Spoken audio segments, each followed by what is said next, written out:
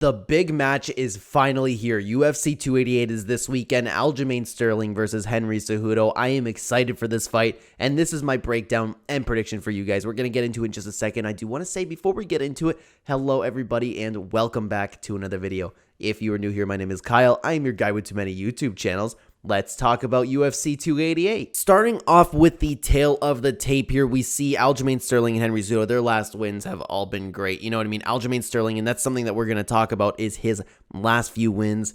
But again, we'll talk about them, okay? Their wins at the end of the day. You see the odds right now are at -110 on both sides. Aljamain Sterling, 33 years old, going on 34. And Henry Cejudo, at this point in his career, 36 years old. That's a little bit of a problem. 5'7" versus 5'4", and you've seen now that we've seen them actually go together. Aljamain Sterling looks just way bigger than Henry Cejudo, but that's nothing new in Henry Cejudo's career. And also, Aljamain Sterling has a nice reach advantage of 71 inches to 67.5. So when these fighters go in to actually get into and fight each other, I am worried about Henry Cejudo's age, and I'm going to talk about that in just a little bit. But for like style-wise, it's going to be very interesting to see how the transitions on the ground go, though, because, first of all, is it going to go to the ground? Because how many times have we seen fighters who are so good and so accomplished on the ground end up having a stand-up where their ground game kind of nullifies each other? At the end of the day, it's a little tough to tell whether or not that fight's going to end up on the ground, but I have to assume that it will. And who's going to end up on top? Who's going to have the advantage when it goes to the ground? That, I actually don't know. I really, really don't, because Henry Cejudo will probably have the edge of the takedowns. If he wants to take it down, I would imagine Henry Cejudo would dictate the pace a little bit. But if he takes Aljamain Sterling down, what's to stop Aljamain Sterling from transitioning, sweeping, getting that back? What Sterling is a master at is taking people's back. So I don't know if he'll be able to accomplish that against a guy like Henry Cejudo. And Henry Cejudo is absolutely no joke on the ground. They're the Olympic gold champion. He's fantastic at wrestling. So when these two clash, because again, this isn't just wrestling. Aljamain Sterling is so good with jiu-jitsu. Who's going to win when it comes to the ground? I'm not sure. That's why I'm having a little bit of a problem picking this fight. But I do have a little bit of a prediction of how the stand-up fight is going to go.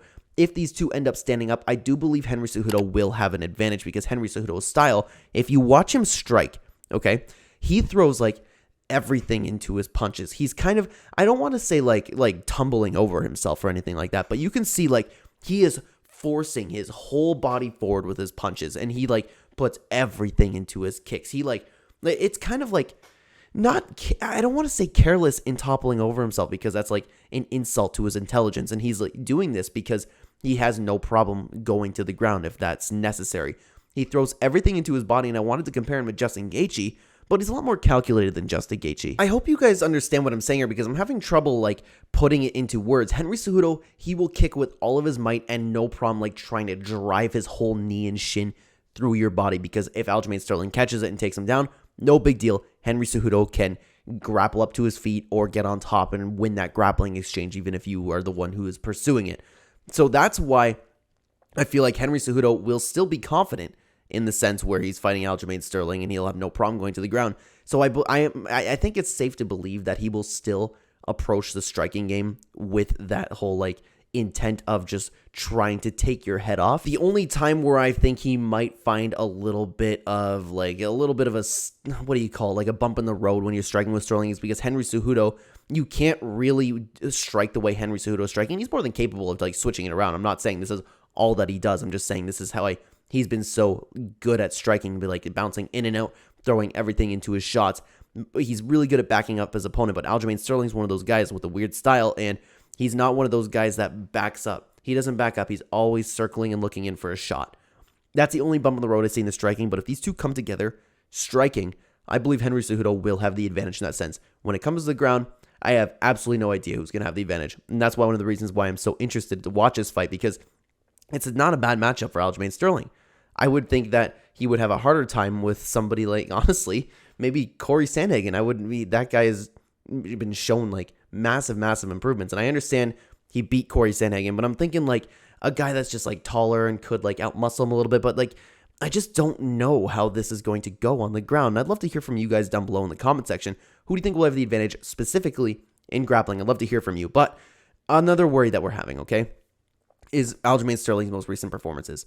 Of course, we all know he has some asterisks every single time we talk about his championship run. I believe those are fair points to make when you're talking about Aljamain Sterling and his recent wins. He beat Petr Yan where the fight could have went to him. It was a split decision where the fight could have went against him, He has a DQ win over Petr Yan to win the title, and he beat a TJ Dillashaw with one arm.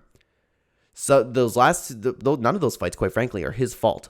But at the end of the day, people are always like, oh my God, you guys just don't want to give Sterling the credit that he deserves. I'm not saying this because I don't like Aljamain Sterling or anything like that. I believe that those are really, really fair points to make. He's had a rough go in the one win that he's had. It was a very, very close fight. And the other two, one of them wasn't a win, and one of them, a high school boy could have beat TJ Dillashaw that night. You know what I mean? Anybody could have beat TJ Dillashaw with his shoulder popped out. I think they're just fair points to make. So Aljamain Sterling, look at his record how you want to. It's still a really good record, but his last few fights, it's not like he's coming in as this crazy, crazy dominant champion. Henry Cejudo, on the other hand, is where I worry. And this is at the end of the day, spoiler alert, I'm picking against Henry Cejudo. He's 36 years old right now. He is, like what he says, I believe him to be one of the greatest combat athletes of all time, like he tells the world that he is. I think he's great. If this was Henry Cejudo in his prime, I would say, yeah, you know what? He's probably going to do what he wants to Aljamain Sterling. No matter what, he'll be able to outmuscle him. He'll be able to outwork him. This is a Henry Cejudo after 3 years off. I don't know if it's going off 4 off the top of my head, but this isn't just, oh, he's coming back and he was working really hard. He has been very outspoken. He lived the retired life. He did everything that he wanted to do in the sport, and he wanted to be done. He got a girl, he got married, and he had a kid. He hasn't been training seriously, and he's been coaching. So he's definitely been active in the gym and still maybe sharpening the knife on his skill sets a little bit. But at the end of the day, he has not been training these past few years hard like Aljamain Sterling has, because Aljamain Sterling, quite frankly, still has something to prove. He has something to prove against Henry Cejudo, and if he gets this win, he's going to cement himself as one of the greatest bantamweights ever. Honestly. So that's what Aljamain Sterling's coming in with. Henry Cejudo, he's coming in. Obviously, he's probably really, really hungry. He probably misses what he had. But these past few years off, I cannot trust a Henry Cejudo where it's you got time off, you got married, and had a kid. That's great things. Those are all great things to do. I'm not knocking him for it, but that's the reason I'm picking against him. I don't know what Henry Cejudo is going to show up. Is it going to be the same Henry Cejudo? He's 36 years old now. And I saw an interesting stat the other day. I don't remember who it was from, so I apologize. Where Tyron Woodley is the only fighter to get a belt after 35. I did not know that. That is crazy. Excuse me, in the lighter divisions, I should say, because heavyweight, that's changing all the time at 40. You know what I mean? But it's true. It's for good reason. And somebody at 36 years old keeping up with the hardest division, and bantamweight is by far the hardest division of all time, and the most talent-stacked division we've ever seen. I can't put my faith in Henry Cejudo to win this fight. So even though I think he will have an advantage in the striking, in the grappling, maybe at the beginning, it'll all be going great. But even then, ring rust is the thing. Henry Cejudo's timing might be off, and he might get clipped by Aljamain Sterling. That wouldn't surprise me either. So my official prediction for this fight is going to be Aljamain Sterling. I don't know what method, though. I'm not above the idea of rear naked choke. I could see Aljamain Sterling just getting his back and doing what Aljamain Sterling does. Maybe getting a decision, maybe finishing him. He's going to outsize Henry Cejudo, too. We've seen Henry Cejudo defy the odds before. And that's one of the reasons why I'm not going to bet on this fight, because I've been counting on Henry Cejudo for God knows how long. The only fight I picked him to win was, I believe, Dominic Cruz. But before that, Marlon Moraes, all those guys, TJ Dillashaw, I was like, Cejudo has no chance. So I'm staying away from this fight at the betting, but I just can't trust him. I can't trust him right now. 36 years old, coming off after all this time off and enjoying retirement. That's great for him, but I got to pick Aljamain Sterling for my prediction. I'd love to know what you guys think down below in the comments. Please let me know what you think. It will let me know what your picks are and what you thought of my breakdown here. Thank you so much for watching, everybody on the screen right now. You will have 2 fantastic MMA videos for you to check out. Go check them out because they are great MMA videos. Thank you so much for watching, everybody. Take care.